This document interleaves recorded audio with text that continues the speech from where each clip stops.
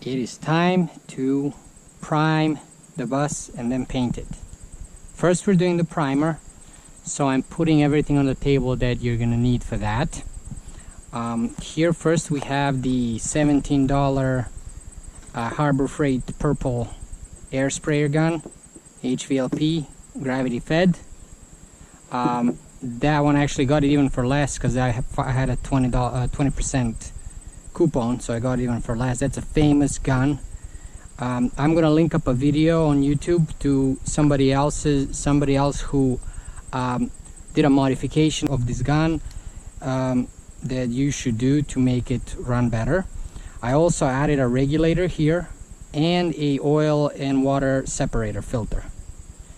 And this filter, you just press this button and it gets all the water and oil that it picked up out, that comes out of the air compressor over there. I have a 4-gallon air compressor. They suggest like 7 or more, but this is what I got. Next thing we got here is the measuring cup, mixing cups. These are paint mixing cups. They have different ratios here as well as ounces. This is a 32-ounce cup. We have the paint gun stand and the filter stand. We have some mixing sticks, dollar store whisk to mix in this cup, to mix when you are adding primer and acetone or any other reducer. So this is good for mixing. You put it in a drill. Tyvek suit if you want one. Definitely use a respirator mask if you want some goggles. This is the filter, strainer 190 micron filter, paint filter. That's what you're gonna use when you're putting everything in the gun over here, and the gun would sit down here. Now, when we're talking about filters, this little filter here that's in the spray gun, you can toss that away. You don't need to use that one because that one gets clogged. So you're gonna be filtering everything through these filters before it goes inside. We have some gloves as well. Now when it comes to painting, I decided to use oil-based paint, and I decided to make it be 2K paint. Normally you just apply this paint and it's done, but I'm actually going to be adding a reducer to be able to run it through the spray gun, as well as for the paint I'll be adding a catalyst hardener, just like you do for automotive paint. And then for the primer, I'm just going to be adding I will be adding acetone to thin it out, to reduce it so it doesn't clog up the gun. But I'm not going to be adding hardener. I'm going to be adding a little bit of Japan dryer to speed up the drying process of the primer. For the primer, I opted for the Rust-Oleum Farm and Implement Heavy Duty Weather Resistant Rust Preventive Primer. Now for the paint, which I don't have right now, but I'll show it later, I went with, instead of Rust-Oleum, I went with Valspar, because Valspar at Lowe's can be tinted and Rust-Oleum cannot be tinted. They just have like 20 different colors and you gotta choose those, and I'm using, that's why I went with Valspar. Valspar, it's a rust armor, that's what it's called. It's an oil-based enamel. That's what you want. Whether you get a Rust-Oleum or anything else, you want oil-based enamel. You can also use the Farm and Implement paint, just like this primer. This is what I chose. I heard somebody said in Menards they can tint Rust-Oleum enamel, oil-based enamel, but I don't have Menards here, and I'm not sure if that's true. I haven't confirmed that. Not all states have Menards, but Lowe's is everywhere, and Valspar, they can tint it over there in any color you want. So that's what I'm gonna get. So for mixing ratios, we'll talk about the paint later, but for the primer, I'm gonna reduce it with acetone, and I'm gonna do 4 parts of primer, 1.5 part of acetone, and then two capfuls of Japan dryer if I do 4 ounces. So let's say I want to do 4 ounces of primer, 1.5 ounce of acetone, 2 capfuls of Japan dryer. But I'm probably going to go with 8 ounces because there's a whole bus to prime. So I'm going to do 8 ounces of primer, 3 ounces of acetone, 4 capfuls of Japan dryer to help speed up the drying process. And I'm going to do 2 coats of primer. Okay, I've already masked the bus. So yeah, so let's set this gun up and test this out. All right, I set my gun up on the stand, and the pressure regulator, I set it to, it's like 50 psi. That's within the operating range of this gun. And I'm gonna first pour some acetone, just so I can clean the gun a little bit because it got oil residue from machining. Okay, acetone, I'm gonna pour it in.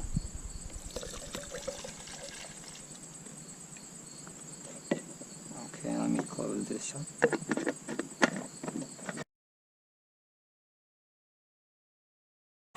So I got a piece of cardboard over here that I'm practicing on. So you have 3 valves on this, 3 knobs. This one here, it controls the air, so I just opened that maximum. You could, if it's too much, you could reduce it there or increase it, but I have it on open. This knob controls the fan size, right? You can bring it down to just like a circle, or you can expand it to be wide. So I first have it all on closed, and then this guy over here, that controls the amount of paint or primer going through. So I have that closed off completely. So I'm gonna go and open up the paint valve. There you go, start shooting. Let me unscrew this a little bit. Okay, if you put it like this, so these 2 pieces are horizontal, the spray pattern will be vertical, and that's what I want. Now I want it to be a little more, so I'm going to open up the fan more. If you press more, it starts shooting your paint or primer or whatever. Alright, so I shook the can of the primer before I opened it to mix up the primer inside, and I'm gonna use the drill with the whisk to mix it up. I removed this springy part from the whisk so I can put the whisk in a drill. And you want to mix under the angle, it mixes better. I got my mixing cup. And I'm gonna do, normally when you are mixing the paint, it goes in ratios by paint, reducer, and then hardener. For the primer, I'm not gonna use the hardener, but instead of the hardener, I'm gonna use a little bit of Japan dryer. Japan dryer will speed up the drying process of the primer. So I'm gonna do a ratio of 4 parts of primer, 1.5 part of acetone, and acetone is going to serve as a reducer to thin it out so it can flow through the gun better and it doesn't clog up the gun. And then so 4, 1.5, and then not really like a ratio of parts, but it's just going to be 2 capfuls of the Japan dryer. So if I do 4 ounces of primer, I would do 1.5 ounce of acetone and 2 capfuls of Japan dryer. But I'm gonna double everything, so it's gonna be 8 ounces of primer, 3 ounces of acetone, and 4 capfuls of Japan dryer. And I'm gonna put that in here and mix it up, and then put it in the gun. I got this thing.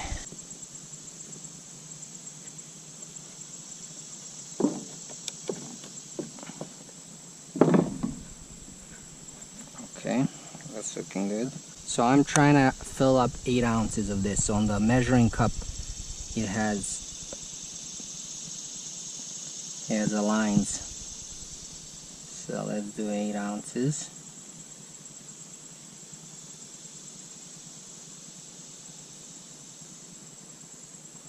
Okay, 8 ounces of paint.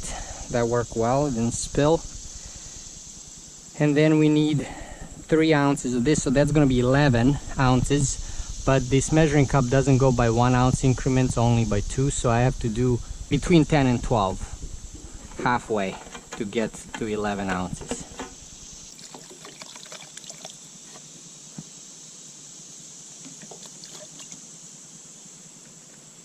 Okay, that's good. Now before I add the Japan dryer, I'm gonna mix that up well.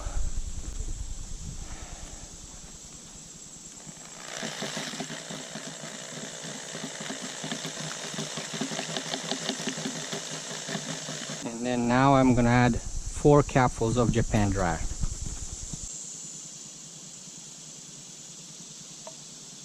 One, 2, 3, 4. Under the angle. Okay, and now I can go and pour this in the gun. I screwed the gun, the air sprayer stand to this table so it doesn't fall off, and I had to take off the air hose because the weight of all this is pushing the gun down, so it's not sitting on the stand well. Okay, so let's go. Now we're gonna add the filter. This is important. This is a 190 paint filter, paint strainer. I'll put a link. So that's gonna keep the gun clean and not clogged.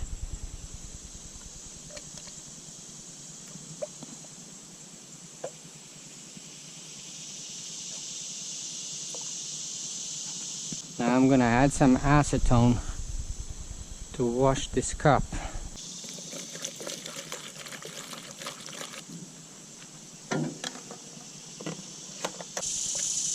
I just need enough so I can see again when I'm pouring a new dose. The lines are clear. And I will cover it up with this filter. I have a lid actually, but I'll just use the filter. So it's clean there, and I'll just keep it so it doesn't dry up the paint at the bottom. Okay, so now we got this paint in the gun, the primer in the gun. Let me close this up. Okay, now I can get the air added. Okay, now I'm plugging in the air hose. We gotta keep a distance between the gun and the surface from pinky to thumb, and the spray pattern should be that tall, the same height. That's not good. That's not looking good. It's like it needs more air, but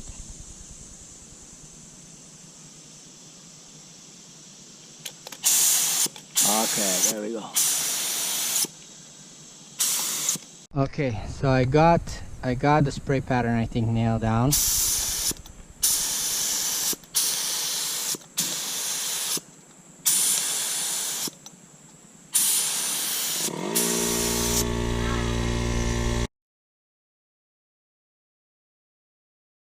When you're painting, remember you gotta keep the gun this far away, and you gotta start moving, but don't hit a spray yet. So you have to start spraying while the gun is moving, and then when you stop, you keep on moving the gun. Don't if you stop stop the gun and stop the spraying at the same time, it will accumulate paint in one spot. You have to keep moving. Another thing is you want to keep it parallel to the surface, not this. Keep it parallel. You should do 70% overlap between each line.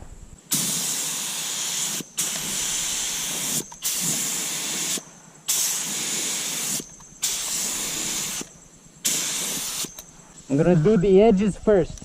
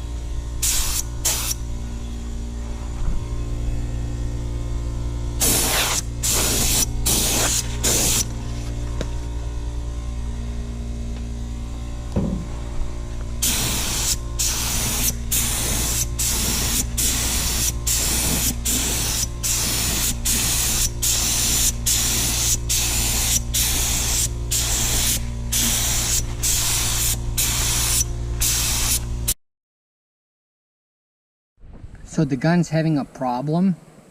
This trigger here gets stuck. It doesn't come back out after I release it. It comes out, but it takes some time. So it's not working well. I need to fix it. Alright, so as I mentioned, when I would press the trigger, this would go down, but then it would take a while for it to come out. It would get stuck. And all that time it's shooting air out. So I just used a wrench and I unscrewed right here, and I took this mechanism out, and look what's happening here. This rod looks bent. I think that's the problem, because it gets stuck in here, and it has this, don't forget about this little rubber seal. So what I need to do is I need to bend this back and potentially put a little bit of some kind of lubricant on the outside here, but I'll try it without that. Yeah, it's definitely bent. I don't know if you can see it, but it's bent right there. I bent it. I'm back to be straight. I used just some pliers, and by hand I was able to do it. Didn't have to like hammer it or anything like that. So now I'm gonna put this little O-ring on. Then I'm gonna go back in here.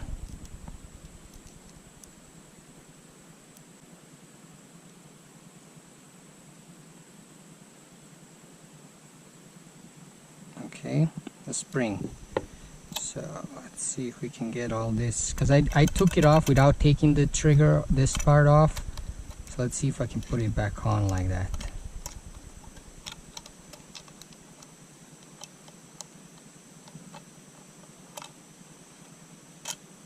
Yeah. Okay, that's looking promising. Otherwise you can take this off here, you have these two clips. Okay, let's tighten this. I know this wrench is overkill, I just didn't want to waste time finding the other ones, and this one was here. Okay.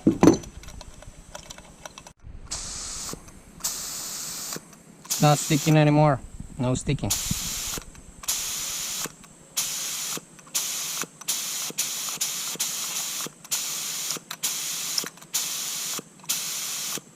After straightening this plunger, this rod, it was still, after a while it starts sticking, so I just got some gun cleaner and lubricant, and I just on here I spray some, and I'll wiggle it a little bit so it goes in. You can probably use some kind of other lubricant, but this is what I just found in the garage. So that it works for a while until it starts again, and you can add again a little bit.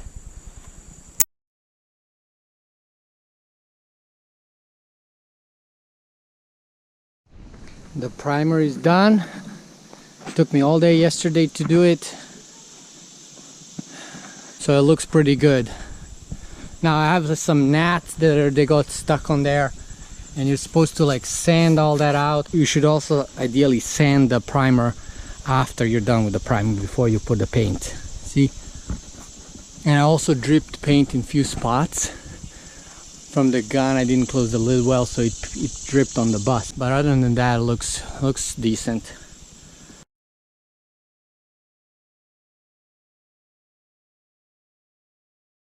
Let's talk about how much materials I used for priming the bus. Our bus is a 30-foot flat nose with an 18-inch roof raise, and I used 2 gallons of primer, but I really needed at least 3 because I wanted to do 2 coats of primer, and I was only able to do 1 thicker coat, and then I went over some spots that I didn't do enough. So 3 gallons I think would have been enough for our bus. I also used about 1.25 gallons or 1.33 gallons of acetone. Some of that acetone was for washing the air sprayer and other stuff. And then I used 1 bottle of Japan dryer. It's an 16-ounce bottle, but I really needed 2 bottles because I kind of ran out and I had to ration it. And I also used some gloves and measuring cups and a few filters.